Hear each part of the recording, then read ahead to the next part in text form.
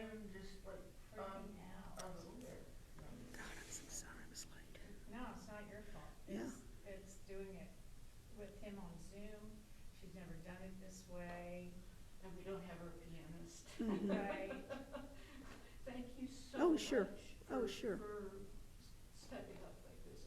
Oh, So absolutely. appreciate you. I cannot tell you how much. Glad to be able to be back. Actually, we can tell you, we have a present for you. Oh, you want to, that's really.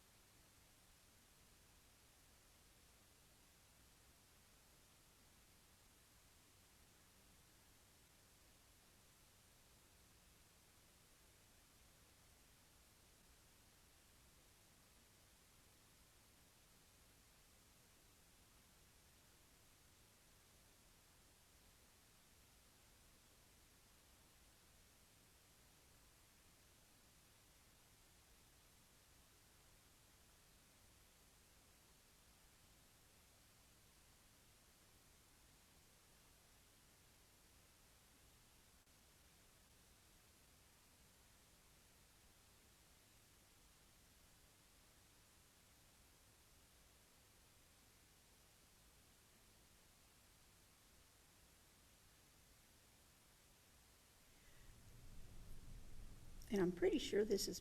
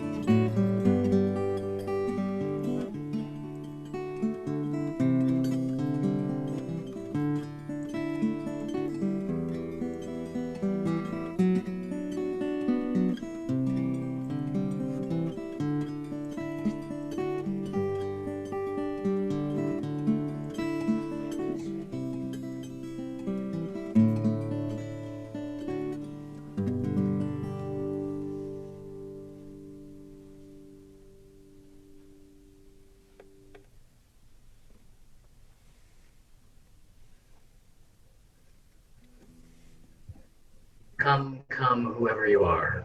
You are welcome here. No matter your age, your size, the color of your eyes, you are welcome here. If you come with laughter in your heart or tears in your eyes, you are welcome here. If you come alone or with friends, if you come broken or whole, you are indeed welcome here at Hope Unitarian Church. I'm Stephen Leigh Williams. I will be leading a service with you today, and I'm grateful to be back with you.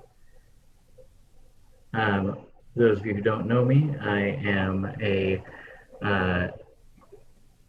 employee at the UU Ministers Association and a candidate for ministry with the UUA, and it is always good to be with you. Please join us in our hymn for gathering, which will be played and posted on your screen. Hymn for gathering.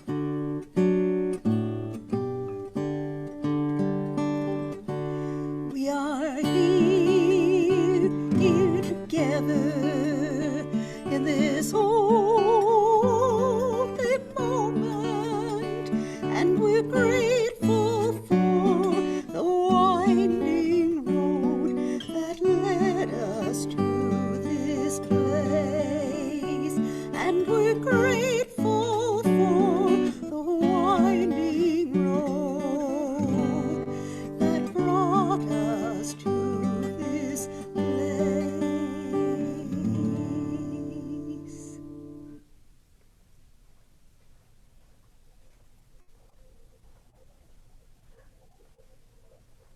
May you join me in our chalice lighting if you know the words.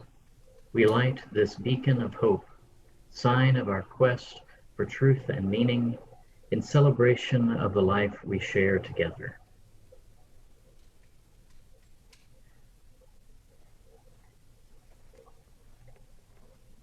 Don't leave your broken heart at the door. Bring it to the altar of life. Don't leave your anger behind. It has high standards, and the world needs vision. Bring them with you, and your joy, and your passion. Bring your loving and your courage and your conviction. Bring your need for healing and your power to heal. There is work to do, and you have all you need to do it right here in this room. Please join me in our covenant, which is on your screen now. Love is the spirit of this church, and service is its law.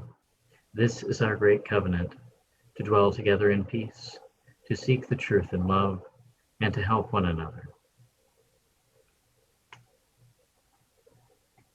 And please join me in our hymn, which is For All That Is Our Life, number 128, if you happen to have a hymnal with you.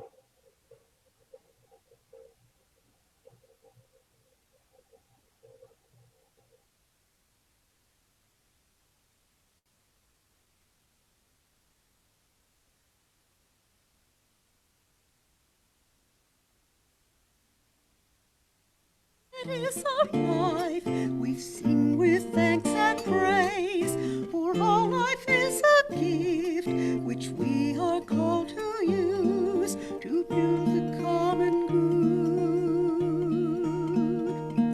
and make our own days glad.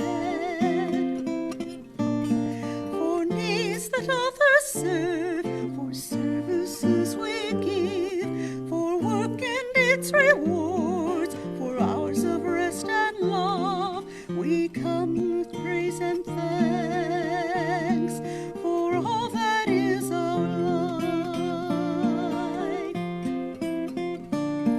For sorrow we must bear, for failures, pain and loss, for each new thing we learn, for fearful hours that pass, we come with praise and thanks for all that is our life. For all that is our life,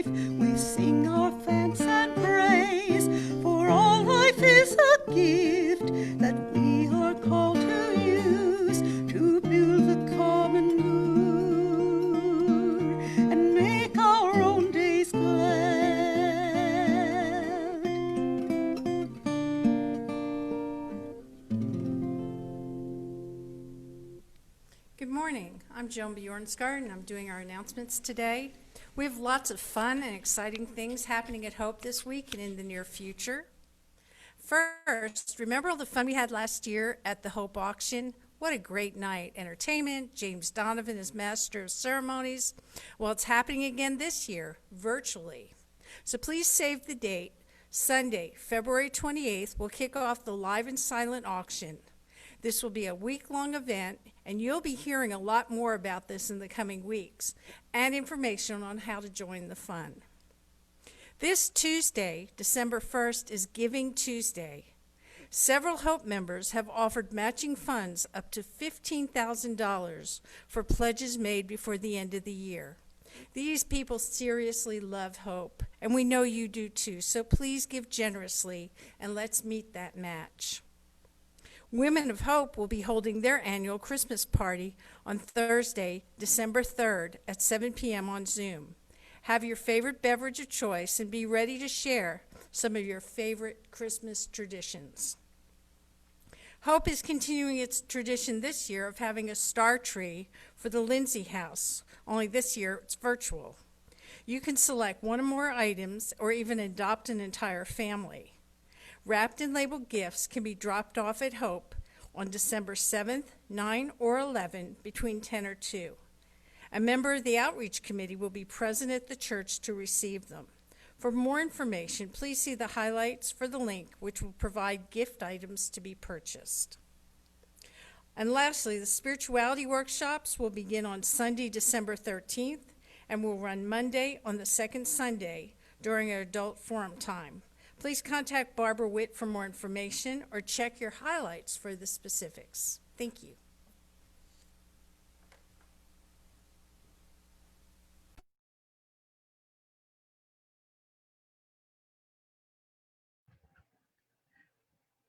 Please join me in a spirit of prayer and meditation.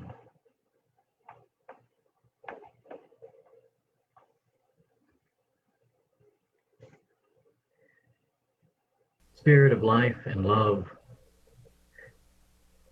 we gather today from our own homes and perhaps vehicles and other places where we may stream this service into a virtual room that is always present in our hearts. We gather today in a time of gratitude that is embedded in a time of grief. And in this moment, we lift up the grief that we suffer, the losses we have had. I remember in particular Hope Johnson. Hope Johnson is, or was, a longtime UU minister and incredible force for good in our faith, who passed away yesterday. I remember also from this congregation Charles Mills, Diane Cox's mother, others who have lost loved ones, those who have suffered injuries, broken limbs and broken hearts, those suffering the pains of isolation and the anxiety of COVID exposure. We lift up our fears. We lift up our doubts. And we lift up those who cannot be here with us, and the fact that we cannot be together in person, to touch, to hug, to harmonize, to laugh.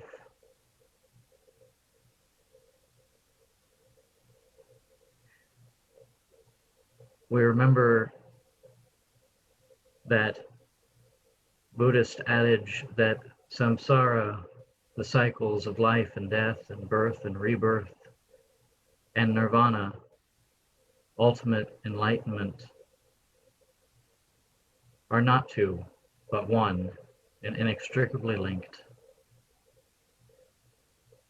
And so as we breathe in and out, the cycles of our breath mirroring the cycles of our life, may we reflect on these things in the silence.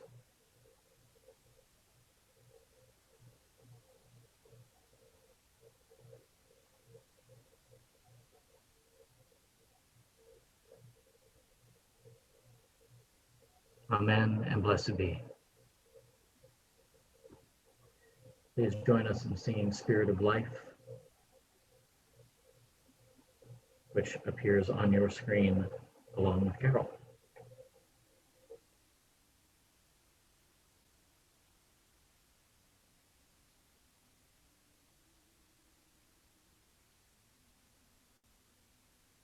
All the stirrings of compassion blow in the wind, rise in the sea, move in the hand, giving life the shape of justice.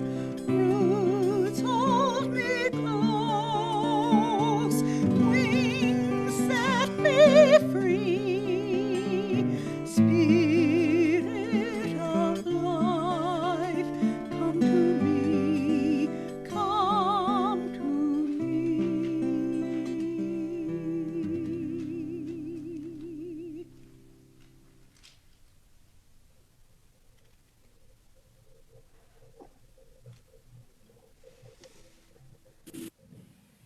Hey, Grockites! Today we're gonna grok Purim. What's Purim, you say? Well, if I told you that Jews had their own Halloween of sorts, would you believe me? If I told you that on this day we are actually commanded to get drunk, would you believe me? If I told you that men are encouraged to dress up like women, would you believe me? And if I told you that it's a religious holiday, but the book that we read on this holiday doesn't even mention God's name once, would you believe me? And what if I told you that the entire holiday rests on the bravery of a Persian queen who is Jewish, but she has to hide it because nobody likes the Jews, they hate the Jews, and then she has to reveal it, and OMG, she ends up saving the Jewish people. Would you believe me, or would your brain explode?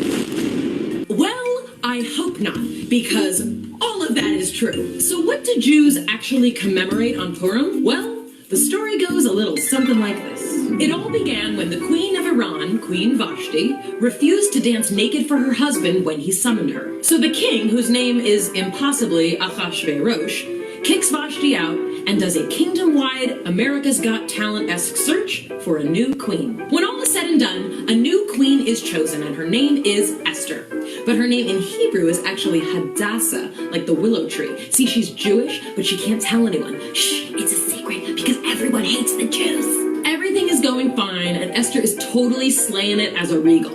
Until the king has this creepy, evil advisor, and his name is Haman. Boo! Boo! Boo, Haman! And Haman is plotting to kill the Jews. Like he actually says, I'm gonna kill the Jews. Esther's uncle's name is Mordecai, and he's a really stand-up guy. But he overhears Haman's plot, and he tells his niece Esther about it. Together, they realize they have to take action. Because, you know, maybe she was placed in this power position to save all of the Jews. That's totally a thing, right? Right. So Esther comes up with this brilliant and brave plan. She invites her husband and Haman to a set of banquets. Haman thinks he's just there for a lit party. But at the second of these banquets, in a moment of supreme total awesomeness, Esther says, honey, Haman wants to kill all the Jews. And he's like, what? I had no idea. And she's like, honey, I'm a Jew. And then he's like, what?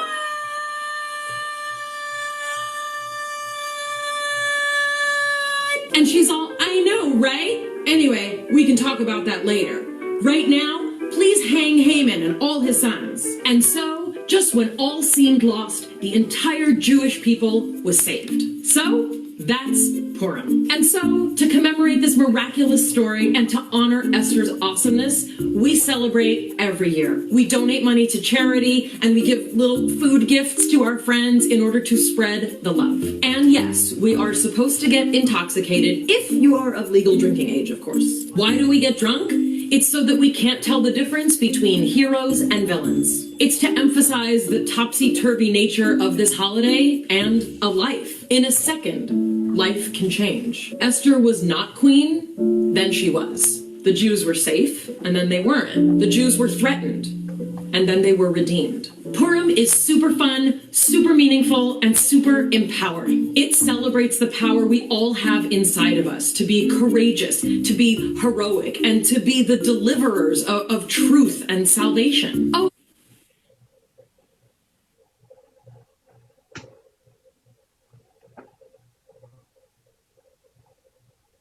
So, those of you who are familiar with the Jewish calendar may be wondering why I'm talking about Purim in November, when it's not happening until February. Well, not only is it a fun holiday, it is mandated fun, which we will talk about later. But what I really want to talk about is the Book of Esther, which is the story read with great merriment at every Purim celebration. As mentioned in the video, and yes, that was Mayim Bialik of Blossom and Big Bang Theory fame, this very entertaining tale centers three things that are important for us who are living in pandemic times: the topsy-turvy nature of life, the ability of each of us to be a deliverer of hope and salvation, and the fact that celebration is just as sacred and necessary as lament. First, some context. The book of Esther is an oddity among biblical scriptures, both Jewish and Christian, since it tells a folk story about where the holiday of Purim came from. It's kind of an origin story, like Genesis, but not really. And in the sense that it puts ongoing traditions in the context of past events, it could be, and once was, considered historical, but it's not a history book like Deuteronomy, nor is Esther a book of rules like Leviticus. In fact, it has a noticeable absence of rules, rituals, and religious elements. Most unusually, it doesn't mention God even once in the oldest Hebrew manuscripts, though later Greek versions add these elements. No, Esther is its own genre of biblical books. It is a novella, a comic farce. Its themes are exaggerated. Its characters are caricatures. It's a brilliant work of literature, and though it's not overtly religious, it expresses the nature of fate, faith, and community, just as effectively as a solemn tome of Torah. It is humor wrapped around hard truths, like the peanut butter I coat my dog's pills with so that his medicine becomes a treat. Esther is good medicine that's easy to swallow. The cast of characters are so entertaining, it's easy to overlook the earnest message they are delivering. Life is fragile and fickle, so do your best to avert evil and celebrate often. This is a truth we humans do not like to face, especially in our intellectualized American culture. We spend much of our lives trying to avoid the fact that life can change quickly and unpredictably, for better or for worse, stocking up insurance against the inevitable. This pandemic is disabusing us of that illusion of control. We are faced daily with the many ways we are powerless over our circumstances, our neighbors' actions or inactions, invisible viruses, fires and famines, politicians, and our own mortality. I know many of us feel like we are watching a great, terrible drama unfold, and we are on the sidelines and there are limited opportunities to choose our own adventure. For that reason, I find myself identifying with Mordecai as I read this story this time around. He is an integral character in the Book of Esther, and yet most of his power comes from his backstage actions. In the book, we most often find him sitting at the palace gates, watching and waiting. He influences others to act in their power, telling Esther to enter the king's contest for a new queen and how to use her strengths to stand out. He takes action when the moment calls for it, reporting the palace guards who plan to kill the king, whom he overhears from his station outside the gates during Esther's celebration. He follows his moral compass at those gates, refusing to bow to the villain Haman, a descendant of those who once tried to destroy his people. He protests injustice, wearing sackcloth and ashes and wailing through the streets when he learns of Haman's edict to destroy the Jews again. He reminds Esther who she is, famously telling her that maybe she is in her position for such a time as this. He takes direction when it's given, following Esther's order to gather the Jewish community to fast for her before she takes the great risk of approaching the king. He shifts his role of leadership. He shifts into his role of leadership with grace and ease, donning the crown and the robes the king offers him and taking on the mantle of his right-hand man. He uses his position to save his people, just as all seems lost for them. And finally, he mandates that they celebrate.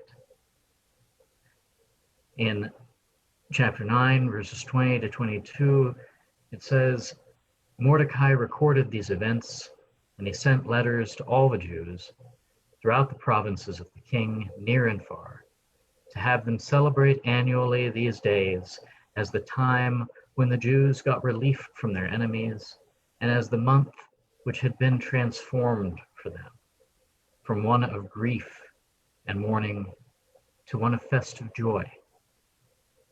They were to observe them as days of feasting and merrymaking, and as an occasion for sending gifts to one another and presents to the poor. The book goes on to say that the Jews assumed these days as an obligation, just as they have assumed for themselves and their descendants the obligation of the fasts with their lamentations. This is not just partying, it is mandatory partying at Purim. And despite, or perhaps because of Purim's fun and frivolity, the Esther story is a good source of practical wisdom. It is not capital W wisdom literature like Proverbs, Job, or Ecclesiastes, but like these, it focuses on universal human concerns, like finding one's voice in the midst of power abuses and oppression, and transforming grief and strife into joy and celebration. Because remember, these people weren't celebrating some little stroke of good luck. They were celebrating not losing their entire community to a state-sponsored tragedy of massacre. As a New Orleanian who got displaced by Hurricane Katrina, I know a little bit about that myself.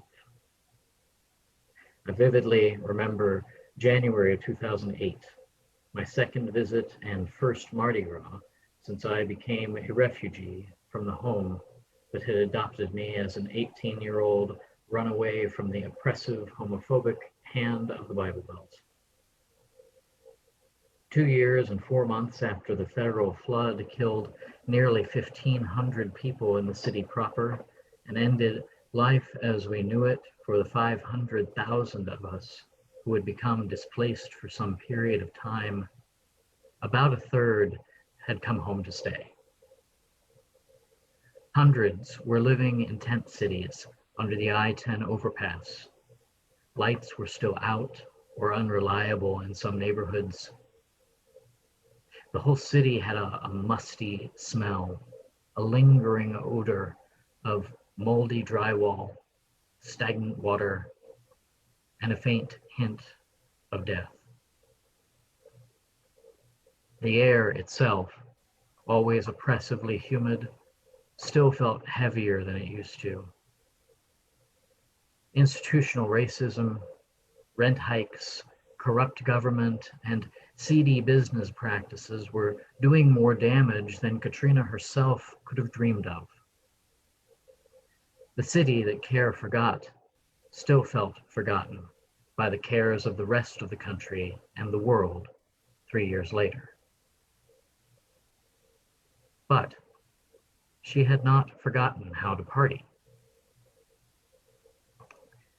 Yes, at that third Mardi Gras after Katrina, my first one back, and indeed at every celebration I've attended there since, from birthday parties to Super Sunday with the Mardi Gras Indian parades, the crowd hummed with the passionate, exuberant abandon that only those who have known the deepest loss, endless grief, grave injustice, and senseless death can experience or understand. The loss magnifies the remaining treasure. Death reveals the miracle of life. In the wake of such tragedy, New Orleanians took it as a sacred duty to celebrate survival and to celebrate to survive another day, another year, another hurricane season. I imagine that the Persian city of Susa would have looked and felt something like this after Esther's Jewish community overtook their oppressors, victims becoming victors, decimating 75,000 of their enemies, but claiming no spoils of war, because their fight was not one of conquest, but of survival. They were claiming their right to their own lives, their human dignity, their personhood in a colonized society, indeed, their very right to exist. And yes, as a New Orleanian, as a privileged, white, middle-class upbringing New Orleanian, even still, I know something of what that feels like. You may not know what it feels like to be a displaced hurricane refugee or a diaspora Jew in the nascent days of anti-Semitism, away from your homeland longer than anyone among your people has been alive. But you now know what it's like to live in a state-sponsored humanitarian crisis. With greater economic uncertainty, less access to healthcare, and more peril of untimely death and disease than our country has seen in our lifetimes. Some of you have lost loved ones, spouses, parents, children, best friends, beloved pets. You may have lost homes or have loved ones who have. Careers you put your heart and soul into may have been swept out from under you. You may belong to social or ethnic groups that have been robbed of personhood, history, and life before, during, and presumably after this pandemic. You have watched from the palace gates as all of this unfolds, and the Hamans of Washington plot revenge and personal gain at the expense of hundreds of thousands of lives. And you have felt helpless. In this year of pandemic, we have known oceans of grief so deep they seem bottomless, chasms of sorrow so wide they seem impassable, fires of righteous anger that burn so hot they threaten to consume us. And yet, here you are. You are alive. You are not alone. You are sitting in community, virtual but very real, surrounded throughout the world by others who have lost and lived, and in this community who have lost and lived. Miracles, you have all survived thus far. You deserve to celebrate. UUs are pretty good at that. We celebrate people's lives when they die, rather than focusing on the loss of their deaths. This is why our end-of-life rites are called memorial services versus funerals. We also celebrate love when faced with hatred, encircling the haters with love and song when anti-abortion and anti-gay extremists stage protests in our sanctuaries, healing our hearts together as we work through the wounds of our history and our present, interweaving them with prayer and laughter and yet more singing. The Jewish people are good at this as well, and they have a lot of practice, as Purim so wonderfully shows us. Purim is named for the pur, or lots, that Haman cast to decide on the date that the Jews were to be massacred. This speaks to the twists of fate that befall all of us, individually and collectively, and the need to honor both good and bad fortune, to give thanks and to grieve. For the date that Haman chose to massacre the Jews ended up being the day that they claimed their victory and their lives. We who live in pandemic times must also take heed of this. We too know all too well that what is can change dramatically in a year, in a day, in a breath. Were we to tell ourselves a year ago what our lives would be like today, we wouldn't believe us. One day I left work and never went back.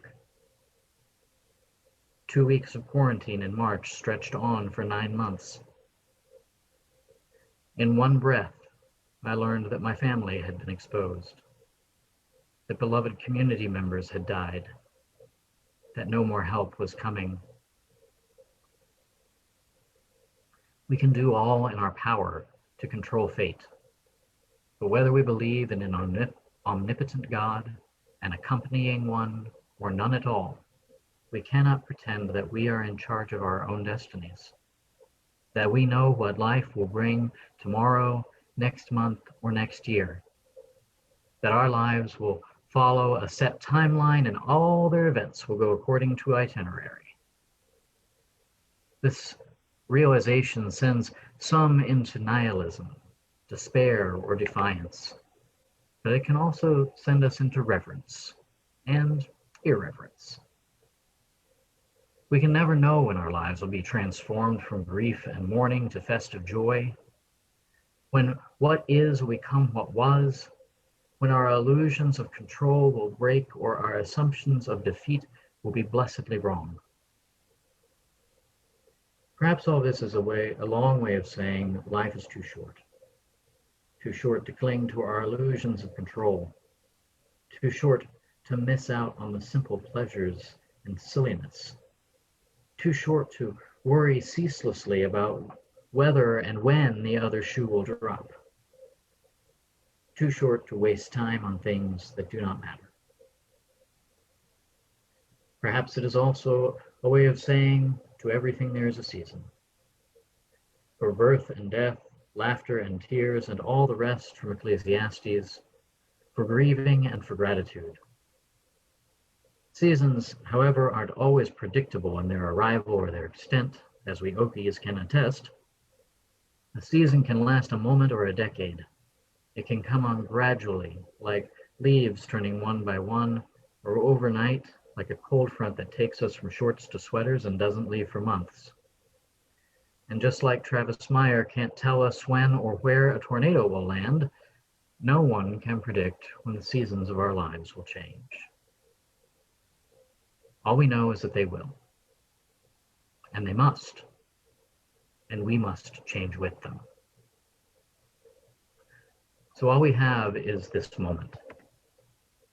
Here, together, yet apart, mourning and celebrating, knowing that life is unbearably fragile, painfully cruel at times, and unbelievably beautiful. So we celebrate anyway. We live joyously and with reverence in whatever moments we can grab of those, and let the fates take us where they may, while making sure to play our part in bettering them, in being deliverers of hope and salvation. Because perhaps we too were made for such a time as this. Amen.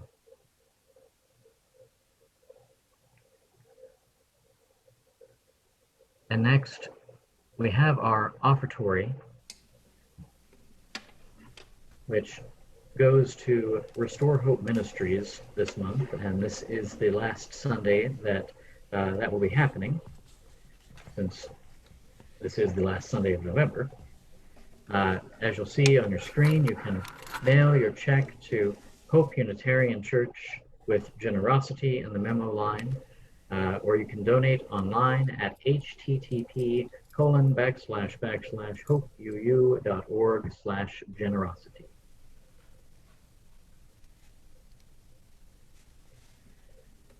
And now, please join us in our hymn for the Earth Forever Turning, number 163 in your hymnals, if you happen to have those on you.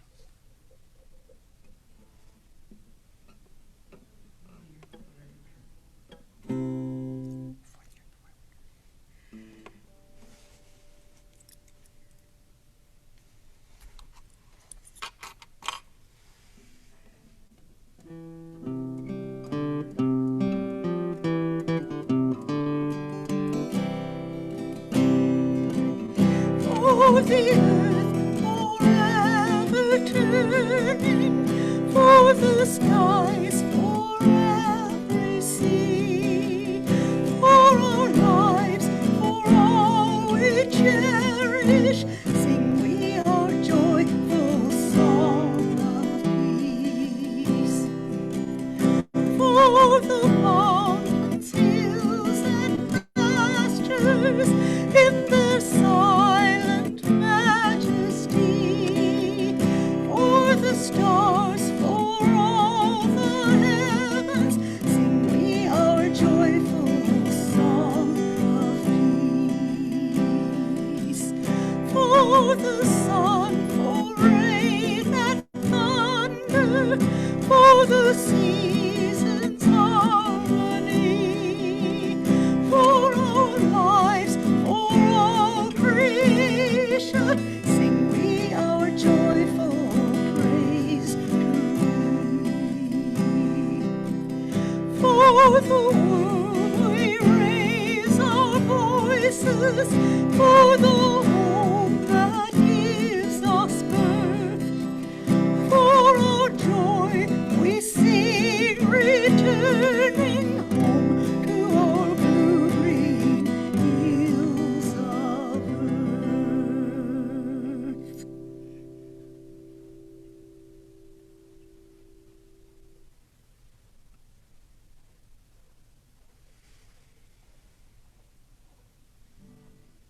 Please join me in the words of our chalice extinguishing. We extinguish this flame, but not the light of truth, the warmth of community, or the fire of commitment. These we carry in our hearts until we are together again.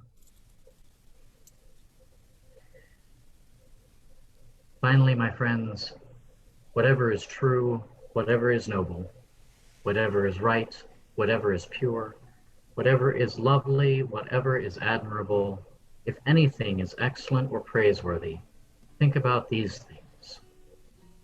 And whatever you have learned or received or heard today, please put it into practice, and may the Spirit and God of love and peace be with you always. Amen.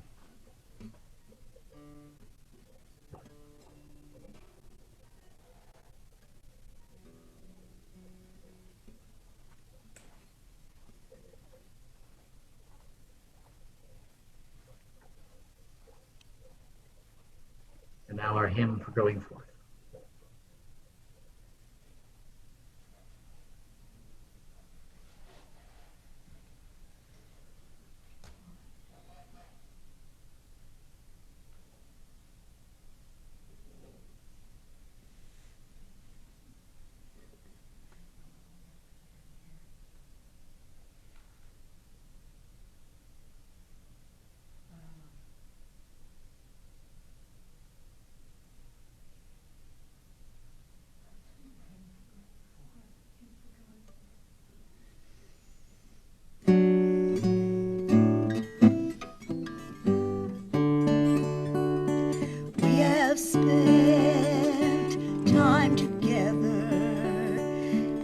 these holy moments give us strength to go down the winding road until we meet again.